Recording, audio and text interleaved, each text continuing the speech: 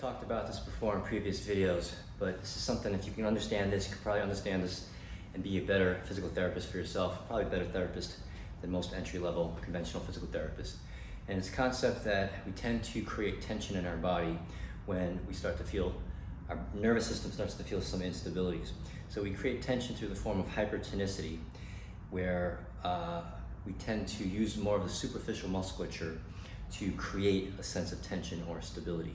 So just had a client this morning with complaints of right hip, right low back, and left neck shoulder pain, where basically he was creating tension in those symptomatic areas rather than being able to create tension through his right foot and ankle. So he wasn't grounding through the right foot and ankle as much as he was in those symptomatic areas. And then once we were able to establish or to remind his brain and nervous system of how to access and ground and create tension, actual compression and relationship with the ground, his nervous system didn't have to use his right hip, low back, or left neck and shoulder. So in the next video, I'm going to show you a quick home exercise that's very easy to do and will help address those issues.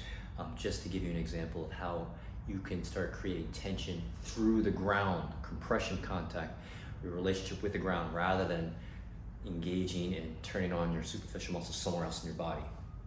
So what you're gonna do, you can do it either barefoot or with shoes. I'm gonna wear with my little 5-finger socks over here. You're gonna stand facing a wall, 1 foot forward of the other, and then I want you to pretend that there's a clock so that you have references, 12 o'clock by the toes, 6 o'clock by the heels, etc.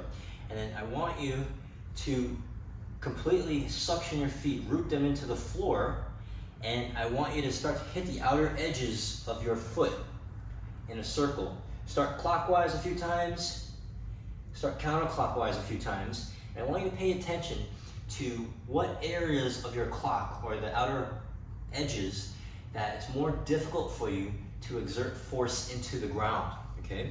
And then what you'll find is those are the areas that you tend to probably create tension somewhere else in your body. So those areas that you just can't seem to exert a lot of force compared to others, pay attention to what you're feeling in the rest of your body, and most likely those are the areas that you compensate with and create tension, where you're grounding in those areas rather than grounding to the actual ground with your foot and ankle. So once you find those areas, then I want you to isometrically press down on those areas best you can, but relaxing or disengaging the rest of your body and just focusing all that force coming through the foot and ankle into the floor, okay? And after doing that for a while, then just kind of walk around and see how you feel and appreciate the difference that you just discovered.